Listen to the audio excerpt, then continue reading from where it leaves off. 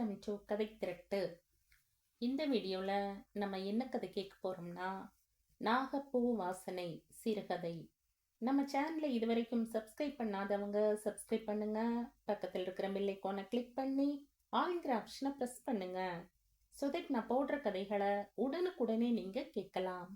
வாங்க கதைக்குள்ளே போகலாம். ஆமாண்டா, நெசந்தாண்டா, சாருமதி மேல இருந்து வாசனை அடிக்குதுடா சொன்ன சிவாவை ஒரு பைத்தியக்காரனை பார்ப்பது போல் பார்த்தார்கள் பாஸ்கர், தங்கப்பழம், நாகராஜன் எல்லோரும்.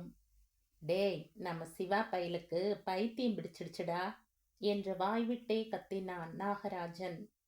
என்கிட்ட சொன்ன மாதிரி வெளியில போய் யார்கிட்டையும் சொல்லாதடா, ஏர்வாடிக்கு கூட்டிட்டு போயிடுவாங்க. இது தங்கப்பழம். டே, சும்மா இருங்கடா, அவனை வெறுப்பேத்தாதீங்க, அவன் முழுசா சொல்லட்டும், அப்புறம் தீர்மானம் பண்ணிக்கலாம் என்று எல்லோரையும் அடக்கினான் பாஸ்கர். வழக்கமாக பாஸ்கருக்கு அடங்குவது போல் அன்றும் அடங்கினார்கள். நீ சொல்லுடா என்று சிவாவை உற்சாகப்படுத்தினான். எப்படி வாசனை வந்ததை கண்டுபிடிச்ச, விவரமா சொல்லு. சிவா சின்ன கனைப்புக்கு பின் ஆரம்பித்தான். வழக்கம் போல தறி போட சனிக்கிழமை போனண்டா சாருமதி வீட்டுக்கு. திங்கக்கிழமை புடவை அறுத்து கொடுக்கணும், சீக்கிரமே வந்துடு சிவான்னு சொன்னதால எழுந்து பல் தேய்ச்சிட்டு ஒரு டம்ளர் தண்ணி குடிச்சிட்டு சாருமதி வீட்டுக்கு போயிட்டேன். 6:30 மணிக்கு நெய்ய ஆரம்பிச்சிட்டோம். புட்டா தறி வேகமா நெஞ்சுட்டு இருந்தோம். 9 மணி இருக்கும், புட்டாப்பூ பாதி இருந்தது. இதை முடிச்சிட்டு டிஃபன் சாப்பிடலாம்னு சாருமதி சொல்லிச்சு. புட்டா கண்டு ஒன்று கீழே விழுந்துச்சு. அதை எடுக்க கீழே போனேன். சரியா சாருமதி கால் கிட்ட கிடந்துச்சு. குனிஞ்சு எடுக்கும்போது தாண்டா அந்த வாசனை வந்துச்சு. என்ன வாசனைடா, எப்படி இருந்துச்சு? ஒரு மாதிரி பூ வாசனைடா. மல்லிகையா? இல்லடா. பின்ன என்ன பூ வாசனைடா? நாகப்பூ வாசனைடா. நம்ம அண்ணலக்கிரகாரம் சினிமா கொட்டகைக்கு பாலம் வழியா போவோம்ல, அந்த மரப்பாலம் வழியில இருக்குமடா, புதர்ல நாகப்பூ, அந்த வாசனைடா. என்னடா சொல்றான் இவன்? பாஸ்கரும் அவனை ஒரு மாதிரி பார்த்தான். டே, நான் சொல்லல, அந்த பயலுக்கு சாருமதி கிறுக்கு பிடிச்சிடுச்சு.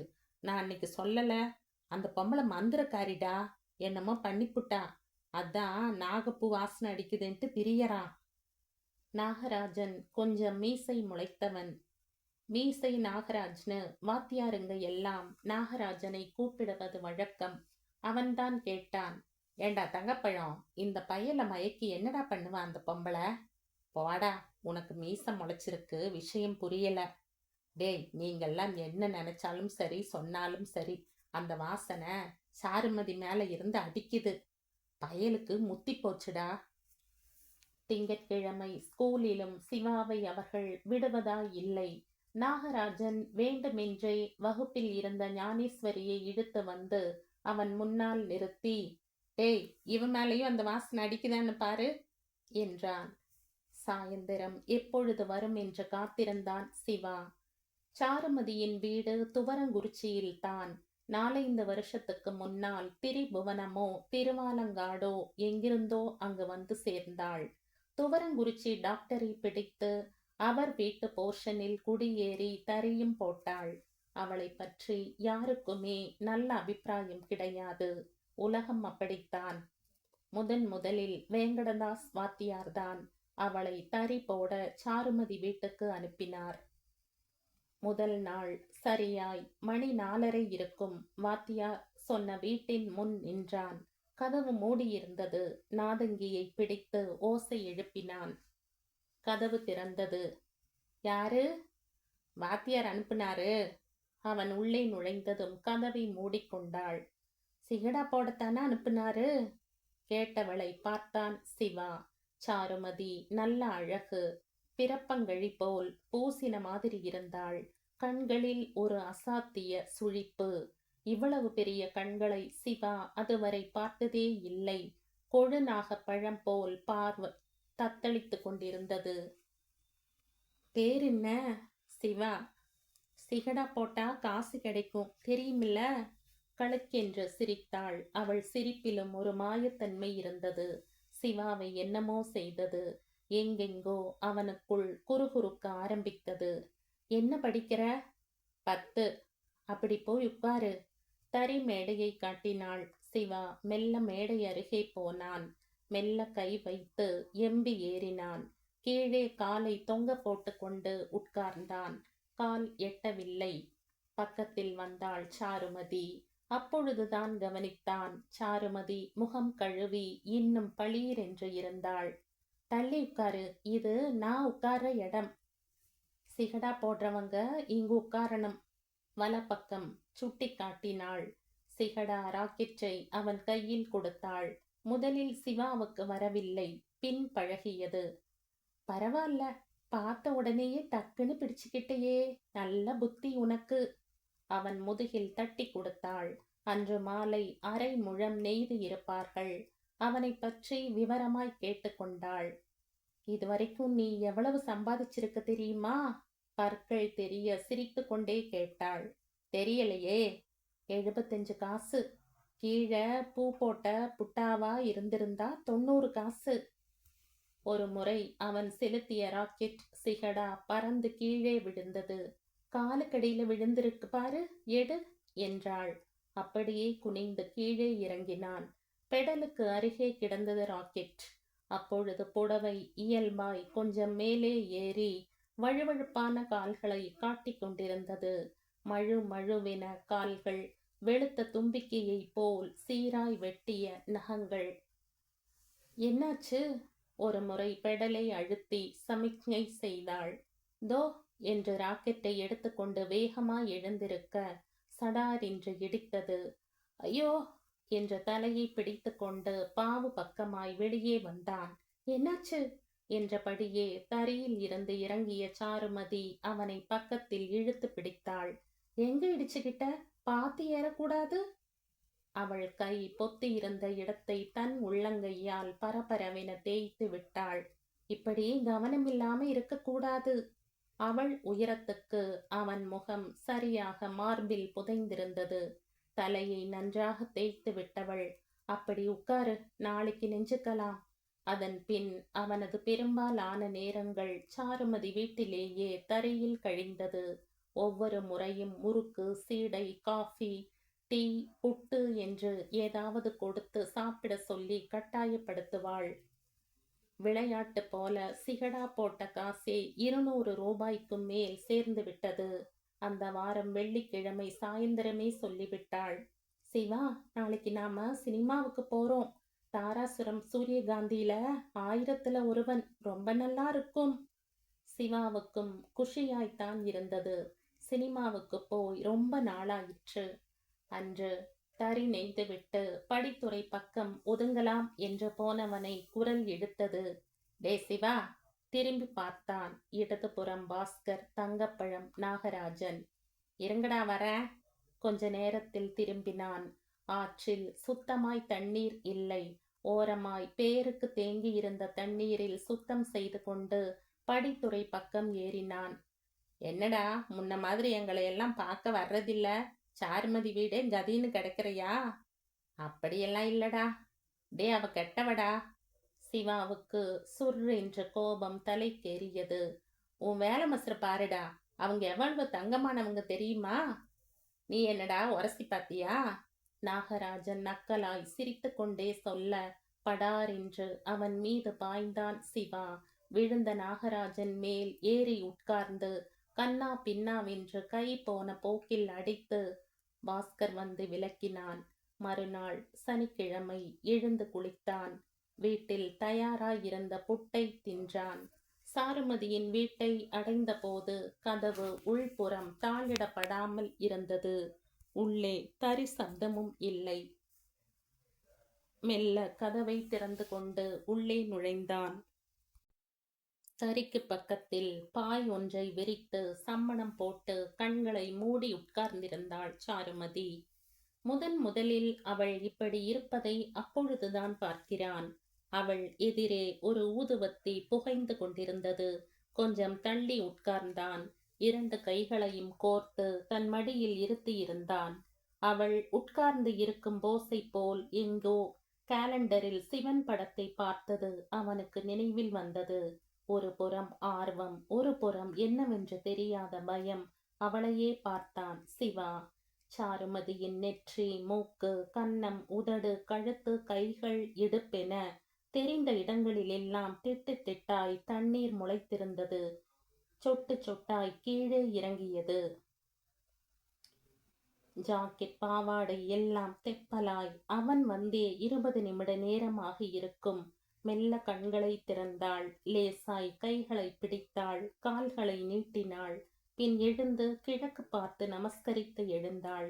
அவனை பார்த்து புன்முறுவல் பூத்தாள். ஒரு நிமிஷம் புடவை மாத்திட்டு வந்துடுறேன், உட்கார்ந்துடலாம். பக்கவாட்டு அறைக்குள் நுழைந்தாள். கதவுகளை மூடினாள். அது பழைய ஓட்டை கதவு. அவளுக்கு அடங்காமல் அரை குறையாய் மூடி நின்றது. வேறெங்கோ தரையை பார்த்தபடி நின்றவன் சிகடாவில் நூல் இருக்கிறதா என்று பார்த்தான். இயல்பாய் அரை பக்கம் கண் போக ஈர ஜாக்கெட், பாவாடை இரண்டும் தரையில். நிகு நிகுவென்ற வாகு, மழமழவென்ற தேகம். ஆர்வமாக இருந்தாலும் லேசாக பயம் எட்டி பார்த்தது. புடவை மாற்றி வந்தாள். மதியம் மொச்சை கொட்டை குழம்பு, மோர் சாதம் என அவள் வீட்டிலேயே சாப்பிட்டான். என்ன சிவா, இன்னைக்கு பேச்சையே காணோம்? நீங்க ரொம்ப அமைதியா இருந்தீங்க, அதனாலதான். அவனை பார்த்து சிரித்தாள். சாட்சாத் அம்பாள் அவனை பார்த்து சிரிப்பதைப் போல் இருந்தது. சூரியன் இறங்கிய வேளை. ஆத்துல தண்ணி இல்ல, அப்படியே மண்ணில் நடந்து போயிடலாம் கொட்டகைக்கு. மண்ணில் நடக்க ஆரம்பித்தார்கள். பாலத்துக்கு அடியில் பாஸ்கர், தங்கப்பழம், நாகராஜன் மூவரும் உட்கார்ந்திருந்தார்கள். பாஸ்கர், டே சிவா என்று கத்தி கூப்பிட்டு கையாட்டினான். சாருமதி சிவாவை பார்த்து சிரித்தாள். கொட்டகையில் கூட்டம் அவ்வளவா இல்லை. பெஞ்ச் டிக்கெட் வாங்கினாள் சாருமதி. படம் ஆரம்பித்தவுடன் விழுந்து விழுந்து சிரித்தாள். அடிக்கடி அவன் கைகளை பற்றி தன் மடி மீது வைத்து கொண்டாள். சிவாவும் படத்தை ரசித்து பார்த்தான். அவள் வாசனை கிரங்கடித்தது. மாதத்தில் ஒரு முறை இருமுறை அவனை தன் வீட்டிலேயே படுக்க சொல்லி விடுவாள் சாருமதி. அன்றும் அப்படித்தான். 12 மணி வரை ரேடியோ கேட்டுக்கொண்டு தரையில் இருந்தார்கள். முன்னாலேயே 10 மணிக்கு இட்லி சட்னி என்று சாப்பிட்டு இருந்தார்கள். மெல்ல கொட்டாவி ஒன்றை விட்டான் சிவா. கொஞ்ச நேரம் படுத்துடுவோம் என்றாள் சாருமதி. தறியை விட்டு இறங்கி கொல்லைப்புறம் போய் வந்து படுக்கும்போது மணி 12:30 ஆகிவிட்டது. சிவாவுக்கு என்று ஒதுக்கப்பட்டிருந்த இடத்தில் பாய் தலையணையை விரித்துவிட்டு தன் இடத்தில் போய் படுத்து கொண்டாள் சாருமதி. விளக்கை அணைத்தாள். இருட்டு, கும்மிருட்டு. சிவா புரண்டு புரண்டு படுத்தான். தூக்கம் வரவில்லை. அறைக்குள் அதுவரை அவன் நாசியை ஈர்த்திராத வாசனை கொஞ்சம் தூக்கலாகவே. நாகப்பூ வாசனை. சாருமதியின் வாசனை அறை எங்கும் பரவி கொண்டிருந்தது. ஒரு கழித்து தூரத்தில் தள்ளி படுத்திருந்த சாருமதியை பார்த்தான். சத்தியம்தான், அவள் மீதிருந்துதான் வாசனை. மல்லாந்து படுத்திருந்த சிலை மாதிரி இருந்தாள். அந்த இருட்டிலும் வீச்சாக அசத்தியது. சிலையின் பொலிவும் நேர்த்தியும் கண்களை சுண்டி இழுத்தன. சிலைக்கு உயிர் இருந்தது. சீராய் ஏறி இறங்கிக் கொண்டிருந்தது மார்பு. பெரிய தாமரை 2 பூத்தது போல் இருந்தது சிலையின் மேல். நாகப்பூவின் வாசம் அவனை அலைக்கழித்தது, சுண்டி இழுத்தது. சாருமதி ஒரு கழித்து படுத்தாள். அந்த இருட்டிலும் அவளின் பெரிய கண்கள் இரண்டும் கொட்ட கொட்ட விழித்திருப்பது அவனுக்கு தெரிந்தது. புற்றுப்போல் அவனுக்குள் புசு புசுவென்ற மாடம் வளர்ந்தது. நாகத்தை குடியேற்ற புற்று ஒன்றை கரையான் உருவாக்கி முடித்திருந்தது. மெல்ல சிலையை பார்த்தான். சிலைக்குள் இருந்த உள் உயிர்தான் நாகப்பூவா? எங்கிருந்தோ பயமும் பரவசமும். சிலை வடிவம் தொட உயிர் அலைந்தது. புற்று கம்பீரமாய் காத்திருந்தது. இருட்டு, மையிருட்டு. இருட்டே உயிர் வெளிச்ச வழித்தடம். மறுநாள் அரசனாற்றின் ஊற்று நீரில் குளித்து சாருமதியின் வீட்டை அடைந்த போது வாசலில் அசுரன் போல் அந்த மோட்டார் பைக் ஒன்று நின்று கொண்டிருந்தது. யாராயிருக்கும்? உள்ளே சிரிப்பு சப்தமும் பேசும் குரல்களும். கதவை தட்டினான். கதவு திறக்க, வா சிவா என்றாள் சாருமதி. தரையருகே பாவில் உட்கார்ந்திருந்தாள் அவள். மோட்டா மீசை, கடாரி மீசை, முகமெல்லாம் மறைத்த மீசை. யார் இது? இதுதான் நீ சொன்ன சிகடா பையனா? ஆமா. உட்காரு தம்பி. சிவா இறுக்கமாய் உட்கார்ந்தான். அப்புறம் நான் கிளம்புறேன் சாரு, அடுத்த மாசம் பார்க்கலாம். அவன் எழுந்திருந்து அவன் சாரு என்று குழைந்தது அவனுக்கு பிடிக்கவில்லை. மோட்டார் பைக் தட தடவென்று கிளம்பும் சப்தம். சிவாவுக்கு ஏனோ அழுகை முட்டிக்கொண்டு வந்தது. உள்ளே வந்த சாருமதி கதவை மூடினாள். சாப்பிட்டியா சிவா? ஒரு நிமிஷம், நானும் சாப்பிட்டுட்டு வந்துடுறேன். மெல்ல அருகில் வந்தவள் அவன் தலையை கோதிவிட்டாள். வெகு அருகில் நின்றவள். முதல் நாள் தலையில் அடிபட்ட போது தலையை தடவிவிட்ட அதே கரங்கள். சரியாய் அவளின் நெஞ்சில் சிவாவின் முகம் புதைந்திருந்தது. சீரான வெப்ப ஊற்று, பூ, நாகப்பூ வாசனை. சாருமதியின் சருமத்தில் இருந்து வாசனை ஒரே சீராய் வெளியேறி அவனுக்குள் தைத்து கொண்டிருந்தது. அவன் மந்திரக்காரிடா என்றான் மண்டைக்குள் நாகராஜன். மெல்ல அவன் தலைமயிரை கோதியவள் பின்னங்கழுத்தில் கை வைத்து மார்பில் முகத்தை புதைத்து கொண்டாள் அழுத்தி.